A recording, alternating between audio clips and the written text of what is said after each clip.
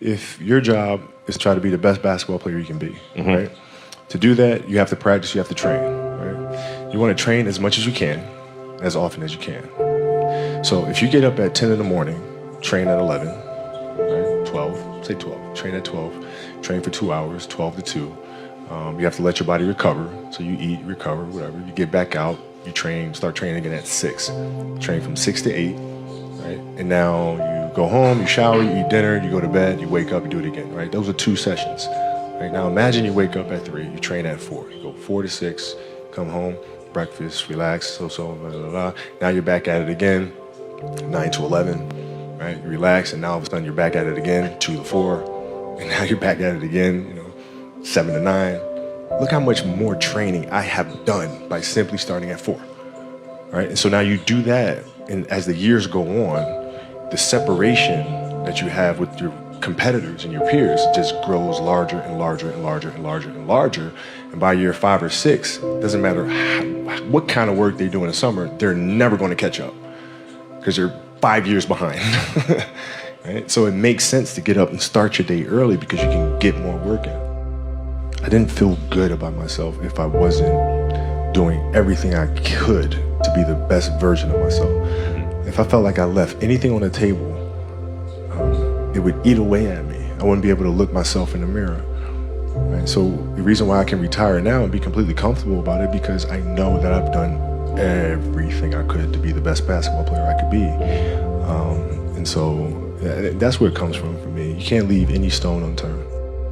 Trivial things weren't going to pull my attention. It had to be things weren't going to pull my attention. It had to be things that I had a purpose. I wanted to be one of the best basketball players to ever play. And anything else that was outside of that lane, I didn't have time for. At what age did that goal become crystal clear? I made that deal with myself at 13 years old. At 13 years old? 13 years old. That's the deal I made. You were crystal clear about it? Crystal clear.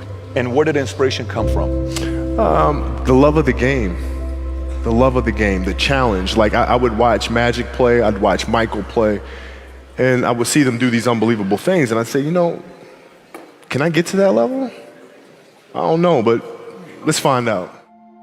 If I could work that hard every day, with being blessed with the physical tools that I have, what would my career be? And I made a promise to myself from that day that I was going to work that hard every single day so that when I do retire, I have no regrets. And that was the most important thing for me, is to leave no stone unturned, get better every single day. And if I lived that way, then over time, I'd have something that was beautiful. But that was my philosophy. It seems like a pretty simple one, but if you live your life to just get better every single day, you do that for 20 years, what do you have? Follow your passion first. First. When I retired from the game, I sat there asking kind of all the wrong questions. What's the biggest industry I can get into? And it's all the wrong stuff. And you got to sit there and ask yourself, okay, what am I truly passionate about? What do I enjoy doing? And when you feel that way, honestly, you feel like you have never worked a day in your life. It's the most fun thing in the world. You get up in the morning excited about what you're doing. And you got to be really honest with yourself about it. If you wake up in the morning and you're dreading going to work, dude, do something else. Do something else. And those are hard decisions to make. But when you make those decisions, it's a very liberating experience. And you'll find out that the rewards will come. Basketball for me was the most important thing. So everything I saw, whether it was TV shows, whether it was books I read, people I talked to, everything was done to try to learn how to become a better basketball player. Everything. And so when you have that point of view, then literally the world becomes your library to help you to become better at your craft. The competitiveness that I bring to work every day is really helping people, in a sense, be competitive with themselves. Right? If you're animating something, or you're writing a screenplay, or you're composing a piece of music, is that the best you can do? Right? Don't ask me. Don't say, okay, do you approve? Don't ask me. I'm not the musician. I'm not the composer. You know. Right? So the competitiveness is more from an individual perspective. Is this the best you can do? And if the answer is yes, then off we go. We talk about this often, and we always talk about the fact that you can learn a lot more from the failures than you can from the successes. And you have to figure out where those landmines are, and then how to best avoid those, or help entrepreneurs, and ourselves included, figure out the clues of where those landmines are. Not that you're going to avoid all of them, right? But it's also when you do step on one, figuring out, okay, how do you recuperate? How do you balance back and pick yourself up?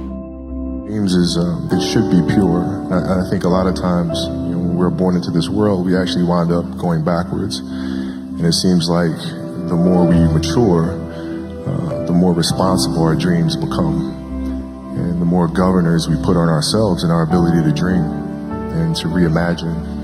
And it's always a fight for us parents and for you guys to make sure that your dreams always stay pure. And so it's not a matter of pushing beyond the limitations or expectations. It's really a matter of protecting your dreams, protecting your imagination. That's really the key. And when you do that, then the world just seems limitless. Passion came from the love for the game. I loved everything about it, like the smell of the ball. You love the smell of the ball? Yes, the ball. The smell of like brand new sneakers, like the sound the ball makes when it hits the ground. Yeah, the ball going through the net, like all those things I love.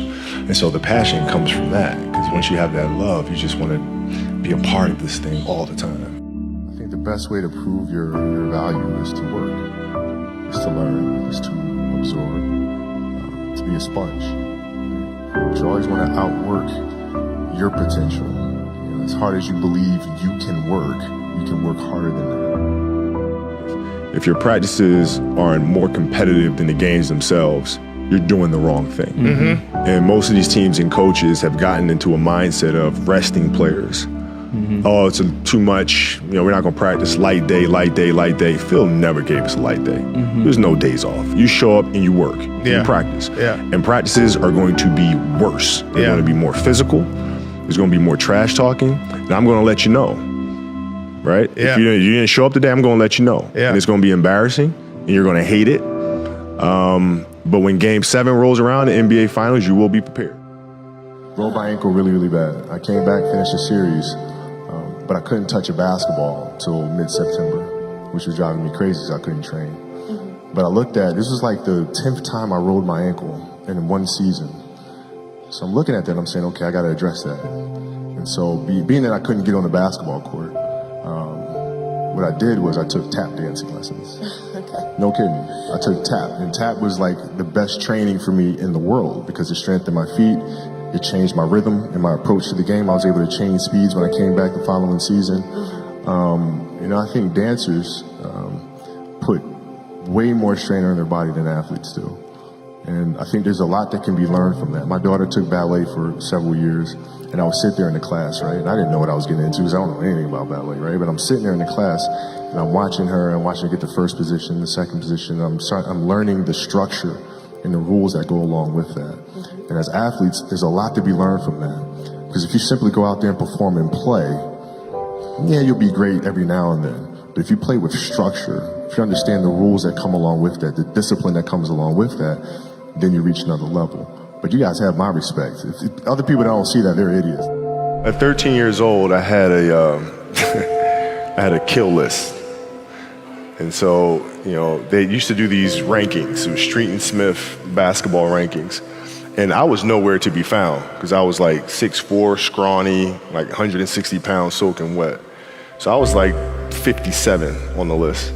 And so I will look at 56, 55, all the way up to number 1, who these players are, what club teams they played for. So when we go on an AAU travel circuit, I got to hunt them down, right? And so that became my mission in high school, is to check off every other person, all those 56 other names, hunt them down and knock them down. The game is just a part of me. So it never leaves. Even now that I'm retired, everything that I've learned from the game of basketball, I've carried it over into life. Mm-hmm. Like basketball's helped me be a better person, a better friend, a better father. Well, because there's life lessons that are within the game, mm-hmm. like communication, like unselfishness, like attention to detail, and empathy and compassion. Like all those things are in the game. And as an athlete, if we are aware of those things, it helps us become better human beings.